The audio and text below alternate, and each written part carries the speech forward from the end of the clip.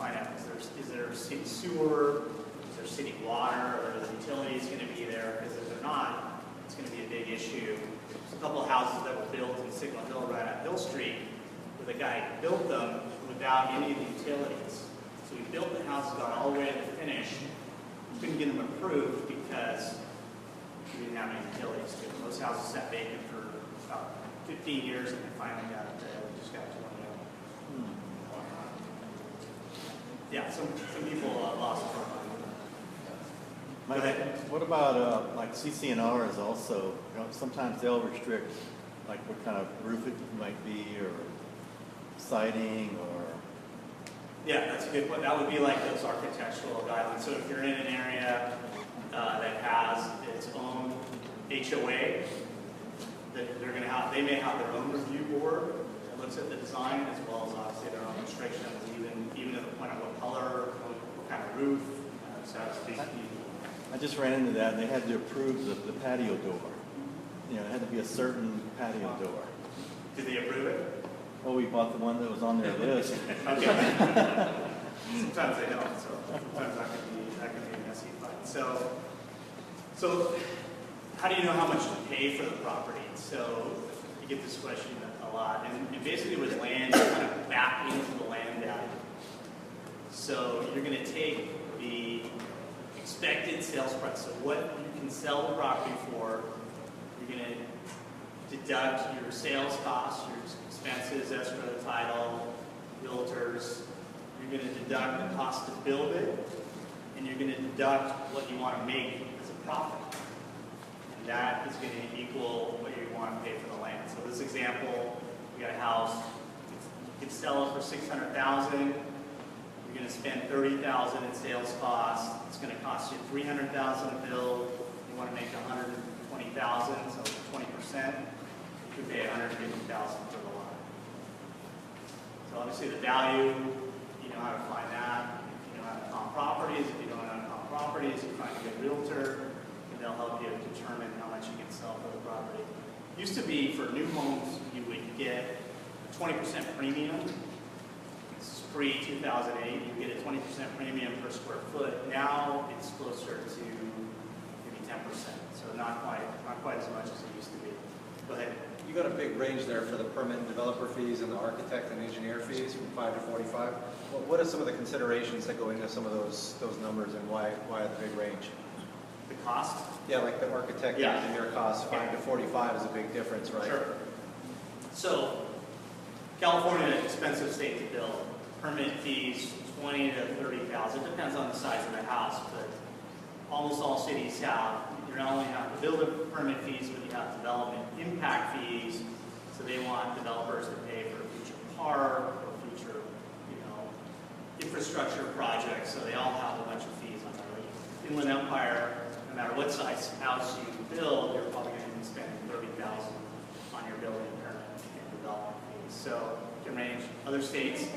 Oh, yeah, I'll make these available if anybody wants them. We can put them up on meetup.com as well, so that way. Even better. Less work for me. So, I said I'm doing a project in North Carolina, $10,000 per house out there. So obviously a lot less. The architect, engineer, the $5,000 is probably if you're using a draftsman, so not a licensed architect. If it's a house, it's kind of a standard floor plan. Maybe you're just modifying an existing floor plan. You can use a draftsman. As long as you get an engineer to design all the detailed drawings and all the construction drawings and stamp it, you're fine with that. You're not going to have quite the same skill set. So if you're doing a high-end home, you're probably going to want to use a high-end architect. And we've done a lot of projects in Pacific Palisades, and there it's kind of like the name of the architect is almost one of the first things on the listing. So people want somebody who they know who's designed the house. It's prestigious, so it can make a difference. Plus, they know that market. They know what the buyers want and what they expect. So that's kind of the range. Typically, on a house in Long Beach, we might pay $15,000 for the plans. High-end home, typically about $30,000 for like a new build, right? Yeah, this is all new construction, new building. So Some of that is for the architect, and some of it is for the engineer to do all the detailed drawings. Loan costs, obviously, a bank is going to be cheaper, very difficult. It used to be very easy. You had subprime lending for houses. We had subprime lending for construction. Super easy to get a loan back in 2004, 2005. Very, very difficult now. But if you do it, you're going to pay less. You're going to pay 1 point. You're going to pay maybe 6% interest, and that can make a big difference on the project. Private lending, it's similar to hard money. You might pay a little bit extra because there's more construction draws. It's a longer period, but typically 2 to 3 points and 9 to 10% interest is kind of what we're seeing, which is a good incentive to get in, get out, and get the thing built. So hard money lender doesn't make more money than you. Go ahead. So let's say I buy a property using regular mortgage, and can I tear down the house and still build on it without notifying the bank? Yes, you can do that, but they're not going to be happy when they do find it. What if they find it it in 5 months and they don't find it? Well, first of all, you'd have to come in with the money to build a new house on it. But I guarantee in the loan docs there's something that talks about doing anything to decrease the value of the property. So, I mean, you're running a risk that they would foreclose on. But yeah, you can do it. Have anybody done it? I've never done it. Too risky. So construction costs, there's a big range there. This is going to depend on where you're building and the quality you're building. So 125 would be like a $450,000 house in Long Beach. That's about as cheap as you're going to get. That might be the same for if you're adding on to your house. I think 125 is a pretty fair. It's gone up last year, probably been about 110. The construction's picking up. Subs are getting busier. They're starting to charge a little bit more. So costs have gone up a little bit even from a year ago. High end, $300 a foot. We did a lot of multi-million-dollar homes in Pacific Palisades. About $250 a foot is what our cost to build. So definitely a range. But the advantage up there, you're selling for $1,000. So I've seen normal renovation, adding square footage type stuff, not full build, but 100 to, like you said, 300, depending on the pricing. But it's amazing the difference, but at the same time, you don't know what kind of quality you're getting. It's really hard to determine. You see some contractors coming in on a build at 100 a square, and you're going, what is that including? And, are they getting you in some other way? Versus, sometimes it's hard to gauge what you should be paying, to include for the type of materials you want. For a mid-sized house, like a normal home, normal construction home on a new build versus an add-on, what are the ranges you see on like an add-on versus a brand new build? Because a new build is going to cost a lot more, I would assume, right? Comparatively, or what's your thoughts? No, not necessarily. Not on a square foot basis.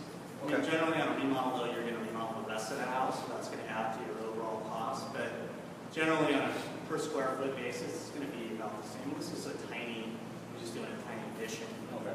If you're just adding a bathroom, you're going to pay more. I mean, I Square got foot quotes. because there's more going on. I got quotes at like 100 a square, and then I got quotes at 150, and then another one at 200. And so, it's hard to tell, like, okay, is the 200 guy really all-inclusive and the other ones are not for some reason? I would assume the 100 one is not, all-inclusive. they're skipping some stuff. Yeah, to me, that's definitely That's scary. below market. Yeah.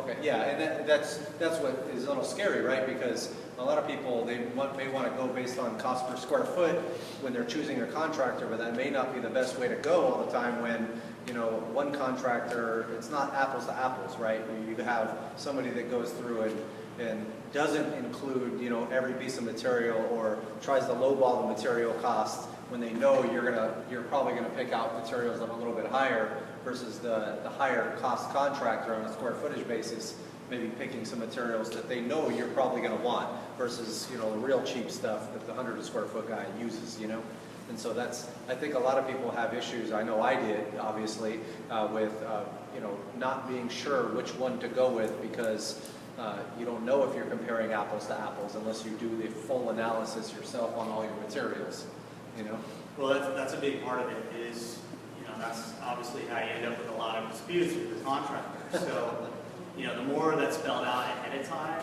the better. You know, if you have a scope of work, then you have a set of plans and a scope of work that can bid on those, and then you're getting out.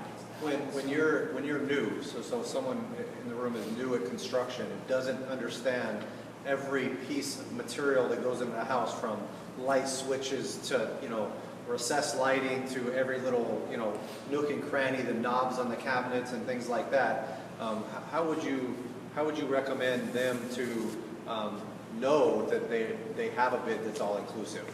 You know, in that kind of a case, is there an easy way to kind of determine and know if there's things missing that, you know, someone new may not understand or know? Yeah, definitely. The more detailed the plans are, the better. So if you have a set of plans, if you have an architect, you can pay a little extra. They put in a plumbing plan, they put on the electrical plan where they show all the outlets, they show the switches, they show, you know, how many recessed lighting units and cans you're going to have, how many ceiling fans, and so forth. And so then you're having the contractor bid on that more detailed set of plans. Also, they can call out the type of windows you want, the type of doors. And so the more detail you have on the plans, the more likely you are to get what you want. So you have a contract that says, we want what's on these set of plans. And you have them detail out, you know, putting in 36 can lights, and, you know, 50 decor switches. So there's definitely some homework you need to do on your end. Again, the more detail you have in the plans and the scope of work, the better off you're going to be. Because that's also, I mean, the wood is wood, right? So they're going to build it for the according to the code. Correct. But then your difference is going to be on your finishes. That's where the price is going to be the difference. You know, the type of paint, the carpet, your finishes that you have. That's where it's going to be the difference. Because electrical is electrical. Plumbing is going to be the copper, you specify copper versus the new PVC or the new stuff that they have now, right? Yeah. In the name, right? Yes.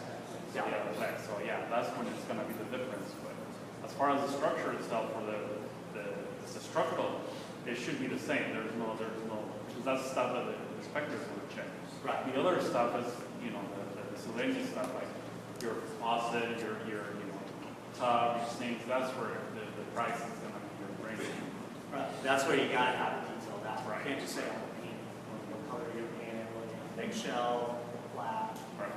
So definitely, I'll talk a little bit more about it, but definitely the more detail, the better. Go ahead. Are you getting $125 a foot in California? Because even if we go to build a guest house, we're running at about $175. That's my cost.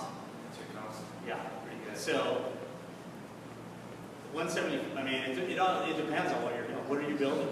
If we do a guest house, a 2-bedroom, 2-bath guest house, about 650 square feet, we're You're at gonna- about 175. Yeah, because you have 2 baths in there, you're going to pay a little bit higher per square foot. Like if you had if you had another bedroom, you know, the bedroom is just the bedroom. There's no plumbing, there's just a little bit of electrical. So your overall cost per square foot would go down. But that's not too far off. But you know, 125 would be very basic, very plain stucco box house. Yeah, I think 175 is still a decent price, you know. Not bad. A lot of it, yeah, it's what kind of finishes, you know, what do you know, what quality of plumbing fixtures.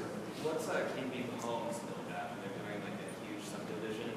Aren't they somewhere around $60 a foot? Yeah, 60, 65. Yeah, standard. Now we're building in North Carolina $75 a foot. So again, I mean, it's different. It's much different there. You don't have earthquakes, so it's a much different standard house. The framing is different, the foundation is different, and the overall engineering is much different. So much cheaper though. So contingency, always there's going to be issues. I mean, anybody who's done construction, Gerald, you've done a lot of construction, you know, there's going to be something that you didn't think of that you're going to want later on in the house. And basically, you know, you've got a set of plans. It's two-dimensional. You got laid out on a piece of paper, but you're building something in real life, outdoors. It's never been built before. It's a first time. So inevitably, there's going to be issues that come up. So you've always got to build in contingency to cover that, so you're not short at the end of the project. And, you know, we've had some almost come in right on budget and almost come in right on time, but none that have actually ever come in under budget. I was going to say, if you just stay with the 5%, I would think that you want to get 10%. For residential, I think it's a pretty good, you know, if you're doing a lot of roads and sewers, you know, then there's more chance for something to get missed. But for residential construction, 5%, so it's pretty good. And then developer profit, I always shoot for 20%. 15 would be the lowest, 30% is the best I've ever done. So obviously, doing development, you're taking on more risk than doing a fix and flip, so you need a better reward to do it. Like cash on cash or? That would be based on the sales price. So if you're selling the house for $1 million, you want to make $200,000.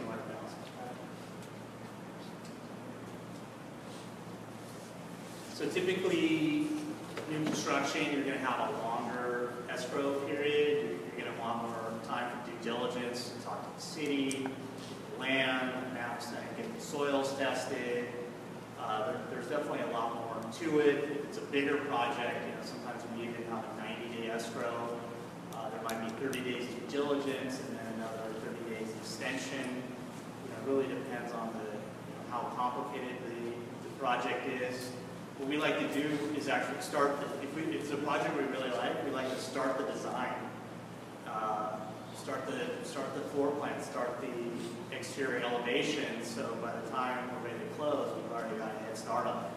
We'll even go into the city, have them take a look at it, again, just to speed up the process, because, go ahead. Do you use, create plans for every property, or have you reused plans? They haven't been identical, but very similar. You know, once you find something that works in an area, Right. it makes sense to keep using it. So, you know what a whole, So to tweak the plans is definitely not going to cost you much as creating new plans. no, definitely a lot less expensive. Where can you go find a good architect or a contractor or all the people like suggested in the previous slide? How do you find the team, or how do you fill the team? We're going to get there. Did you say you do your soil checking during escrow? And is that for like if the lot is on like a hill, or if it's just a cookie cutter flat lot? Do you guys do soil checking? If it was a hillside lot, yes. If it's a hillside lot, yeah. No, what if it's just a regular? No. Okay. So you don't- We'll wait till later on. Yeah. We'll wait till we actually know. It makes more sense. On an actual rehab job, do you ever, before the plans are, finished with the city, can you go through and start demoing and all that stuff beforehand, or is it better just to not do anything at all until the permits are all finished and everything? No, we'll demo the house. Okay. We'll demo the house. Sometimes you demo the house and then it just sits there, right? Yeah. And then you wish, well, maybe I should have demoed the house. You're anxious to get going. You want to get started. So you want to do something. Prevents waters. What's that? Prevents waters. Yeah, that's true. No liability. So again, I'm saying, yeah, we like to get in and at least get the process started with the city. One critical thing in development, you really got to check the title report carefully and make sure there's no easements on the property that's going to prevent you from building a part of it, because obviously that's going to affect what you can build and the value of the project. So the construction drawing, so once you've got the floor plan design, you've got the architect to design all the exterior elevations of the property, then the next step is it goes to the engineer, and he actually designs all of the detailed drawings on the blueprints. So how is the foundation designed, how is the foundation connecting to the framing, and how is the roof designed and all that. So that's all kind of the nuts and bolts. So that might take 1 to 2 months. Then you're ready to submit to the city.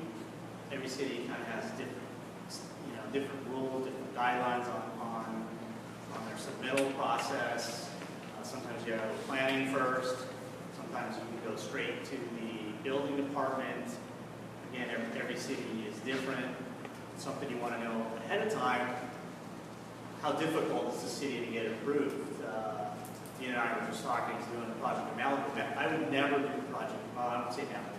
You have to be one hell of a project if they want to do it now, because they just have a reputation for being difficult. Santa Monica, super difficult. Laguna Beach, Santa Barbara, all very difficult.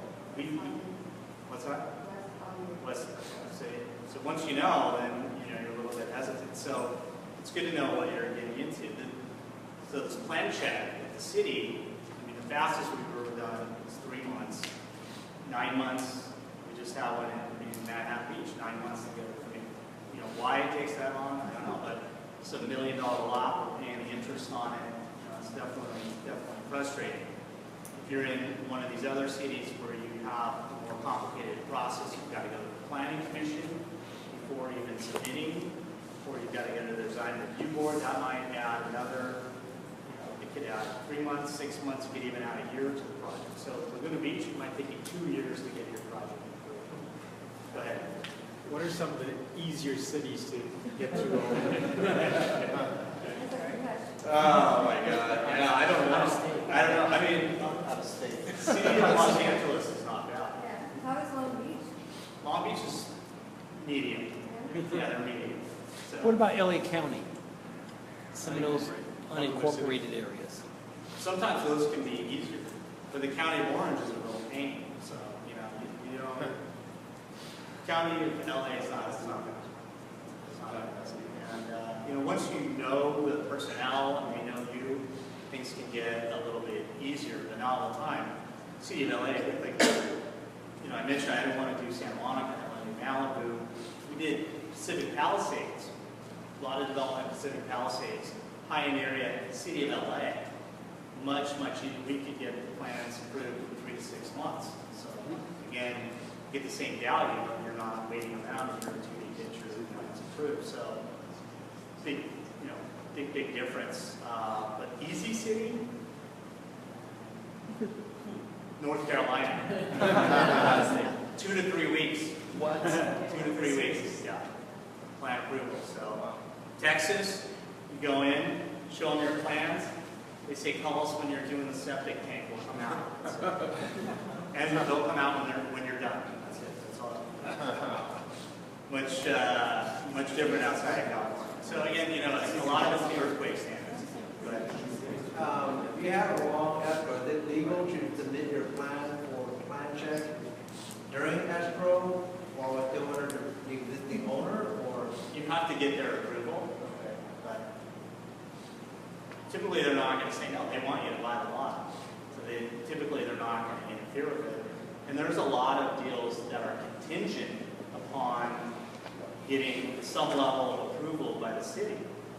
So if you have a lot, let's say up in LA, it's zoned multifamily, the deal may be dependent on how many units the city will approve. So you won't know that until the very end. But a lot of times, sellers don't want to wait for this. But every once in a while you get lucky, but they'll wait until they approve the process. And then if you don't get it, then you can walk from the deal. So there's a lot of risk on the table. So then, to me, once you get through the city, that's the best part, because then it's up to you. Then you're in charge. You are doing the construction. So typically 6 to 12 months for the construction. If you're doing a basement or something like that, that's going to add another 6 months. And you're seeing a lot of that up in Santa Monica, a lot of the high-end areas. So that's going to add definitely to it. And then during that process, you're going to have multiple inspections. You might even have multiple inspectors out on the jobs. So they're going to check the grading, they're going to check the foundation, framing, electrical, plumbing, drywall. So you're going to have a bunch of inspections. I'm excited about that because you're in North Carolina. In basements, we don't have that here. Do they really check the basements because of hurricanes and stuff in North Carolina? It's not mandatory to have it, but again, the advantage of putting one in is you're adding a lot of square footage to the house. So if it's in a nicer area, you're going to get the value for it. If it's a starter house, you're not going to get the value for it. You're not going to put it in. It's still going to cost you. So this is kind of a cheat sheet that I use. This is a deal that I didn't do because the guy was stuck on an 875 for the lot. He wouldn't go below it. But this kind of just gives the basics. This is a sales spreadsheet. So I've got the proposed 3,000 square foot house. That's what I wanted to pay for the land. This was in Sunset Beach, so not a lot of property. What cross The streets? land. What's that? Just curious what cross streets. Well, What about it 26? was like 26th and Pacific. That's right where I lived, yeah. Oh, close. Okay. Yeah. Yeah. There's a couple new construction that just happened. Yeah. Maybe probably went down in price. This is a couple years ago. Yeah. So, I've estimated it's a nice area, $200 a square foot. I've got a contingency on there with permits based on what I expect to pay at the county. This is, even though it's a city of Huntington Beach, it's still under county planning and building, which is kind of interesting. Which in this case was bad because they were going to take a lot longer and be a lot more difficult to deal with in the city of Huntington Beach. So it already came with an architect who was on the high end of the spectrum there. We've got the loan costs, payments, closing, when I buy the land, holding costs. This is something a lot of people ignore.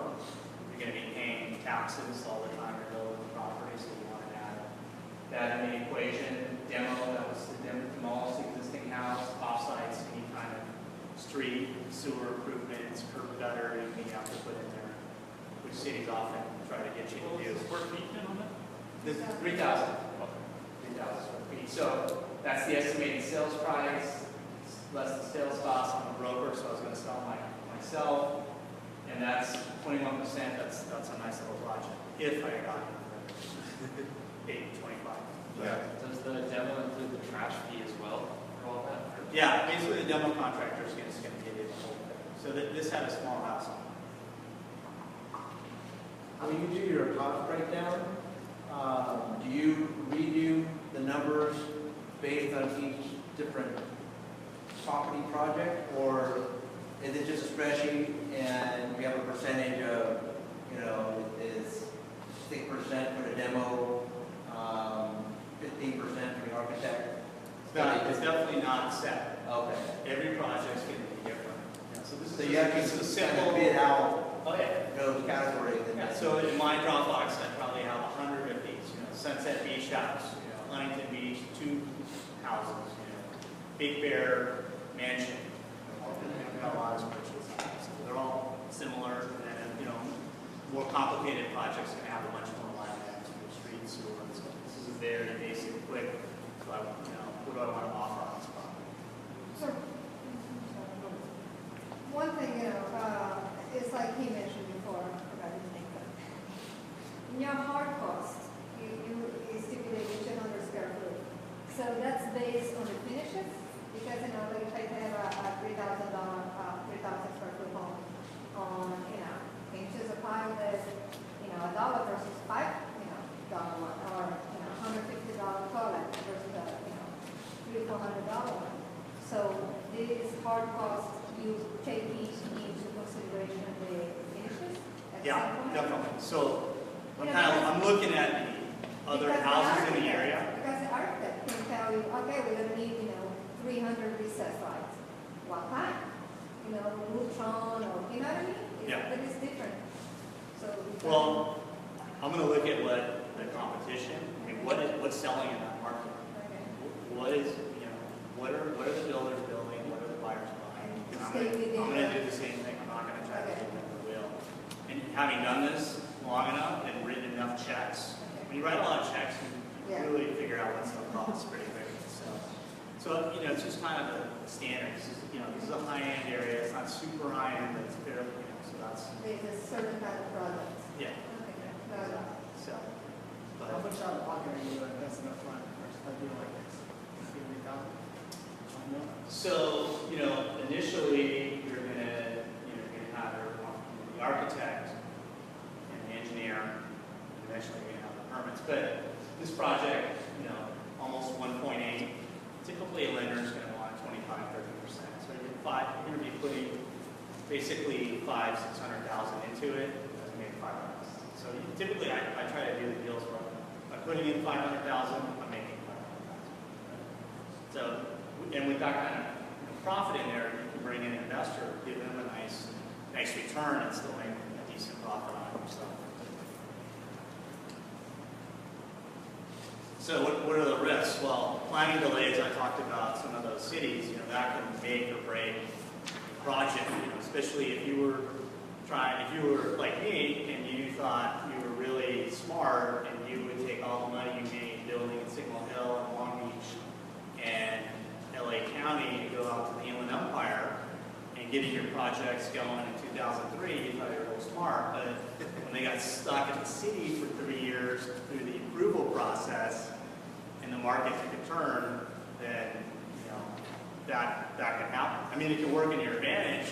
Obviously, all those years the project was going up, but then at the very end, obviously, things dropped off. So planning delay can help you, but a lot of times it can hurt you if you miss, especially in California where you got a cyclical market. That's one of the huge risks. It's basically entitlement getting through City Hall. Neighbors, everybody knows NIMBY. It's a big issue. Signal Hill, I told you the story. A lot of neighbors, were opposed to building anything on these vacant lots, even though they were zoned residential. They just didn't want to see anything. They have obviously the right to show up at City Hall and say whatever they want for 3 minutes. But that's an issue. The larger the project, the more likely you are to have opposition. And in a lot of areas, people are concerned about noise, traffic, etc. If you want to do a low-income housing project, and they're really going to get a lot of opposition. So moratorium, zoning changes. These kind of things can happen. I knew of a project in Lincoln Beach. The guy got a 14-unit townhome project approved. And the city said, oh no, we're going to zone your property commercial. That ended up in litigation, and he ended up winning, but it cost him a lot of money, and then he had to go back to the city to get approval. So these kind of things. Moratorium, we're building in Big Bear, drought. City says, oh, we're not giving out any more water meters. So good luck selling a house without a water meter. So we had to wait. Fortunately, it was the end of the year. We were first in line for the New Year's, but we had to wait 4 months in order for the new fiscal year to start so we could get our water meter to go ahead with the project. So these are the kind of things, construction delays.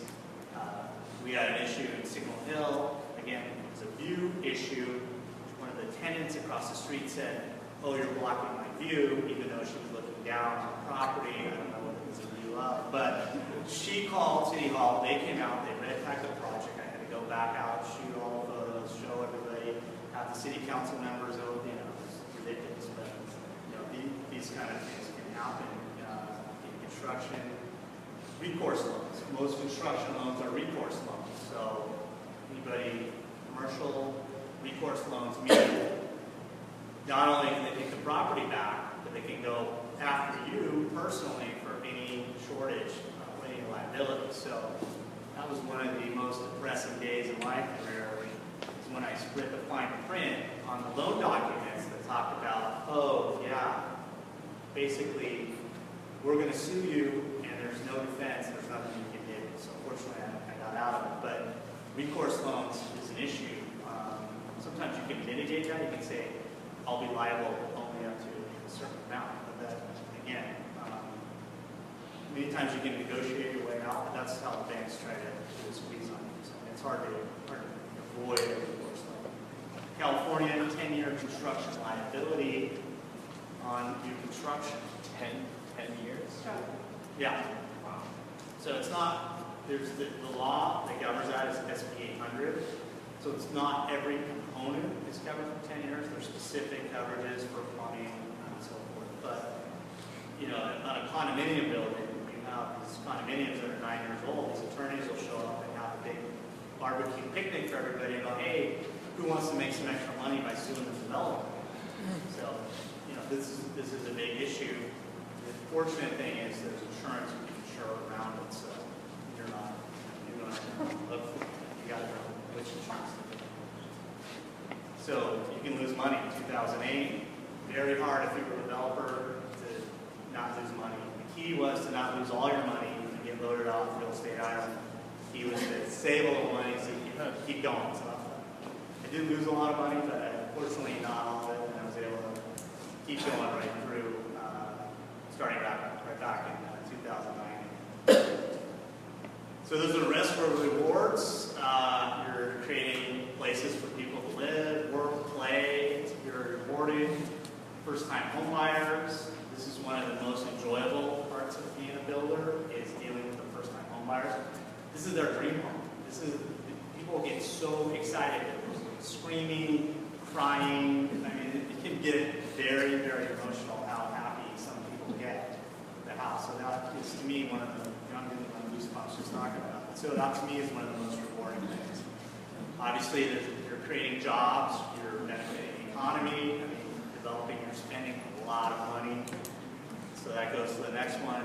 Mileage points. So I used to buy all my materials on American Express card. So we're talking hundreds of thousands of dollars in materials. That's a lot of vacations after you finish your project. So get out. So that was a big plus for a while. It can be challenging. You're basically creating something from scratch. You have a lot. You basically that's your canvas to paint on. So to me, I like you're designing a house, the outside, the floor plan. You get to use some of your creative brain. We've all seen those architectural guidelines. Well, if you're doing high-end homes, you actually get to build that home and put that kitchen, put that bathroom in your home. So you have a bigger budget. It can be a lot of fun to do designing and actually building those houses. And you can make a lot of money. So I'll give you the upside. 2003, 2004, it probably made $3 or $4 million. One project in the city of Signal Hill, 2 lots, bought it from an oil company who had abandoned their oil wells. And at the time, houses were selling for $800,000 each. So I thought I'd build those 2 houses and I'd make $300,000 profit. Well, by the time I was done, those houses were selling for $1.3 million. So my $300,000 profit went to $1.3 million. So that's the upside. Another project, guy was building 200 houses in Ventura around a golf course. So it's a long process to get this project improved. So when he started out, houses in that area selling for $500,000. So he thought, by the time he gets done, he's going to build 200 houses. He's going to make $100,000. By the time the project was completed, $1 million for each of those houses. So $20 million project turned into $100 million project. If you hit the timing, this is the beauty of California. It's definitely a boom bust tape. You hit it right, you can make a lot of money. So what are the opportunities? Obviously, now that you guys are educated, you know what to look for, you know what to do. Finding deals. If you want to cross something, don't ignore it. Call me, call somebody else, or do it yourself. I mean, those are 2 of the choices. Partnering with the property owner. So I talked about the deal in Sunset Beach. If that property owner had owned that property free and clear, you wouldn't have to bring any money into that deal. You've got a free and clear lot. You can go to the bank. You could be the developer. You get the architect. You get the engineer. You design it. You figure out the numbers. You hire the contractor. Homeowner puts up the land. You build it. You split the profit. Fantastic. I know a lot of people that do that. On a smaller scale, 2-1 house in a nice neighborhood, adding a master bedroom now. Great way to add a tremendous amount of value. Only makes sense if it's an area where houses are selling probably $300 and higher. If, houses are selling for $150 a foot, you're spending $125 a foot to build an addition, it's just not worth your time.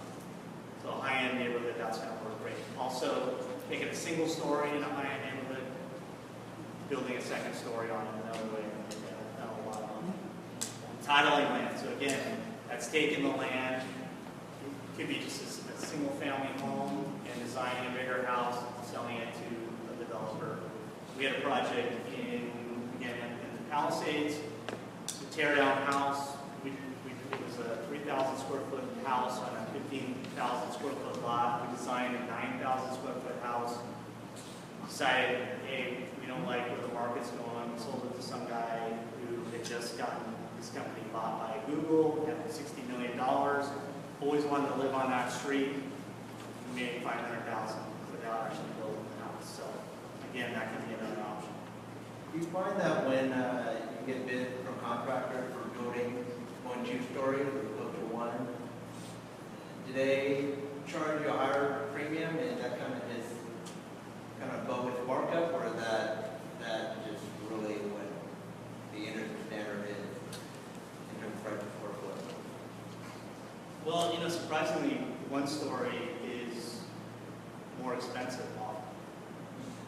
You've got more roof space, you've got a bigger foundation area, but, you know, you have less, obviously less framing, engineering, but oftentimes it can be a little bit more. It's not.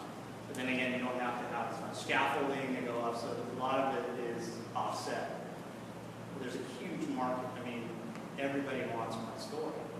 So you can actually get a premium when you go to sell, because there's very, very little new construction 1-story houses on there. A lot of it depends on, you know, what the engineering is on it. But oftentimes the 2-story can be a little bit less expensive. So investing in a development deal, that's what I did the first time. I didn't know what I was doing. I invested with another guy who was developing in Long Beach, and I kind of just went along for the ride and showed up more than I probably should have at the job, but I learned a lot along the way, so it worked out. So that's another way to learn a little bit more and make a little money. And you know, the nice thing on the development side, because the profit is a little higher, we typically pay for our investors 20% annually return, so it's not a bad way to make some money.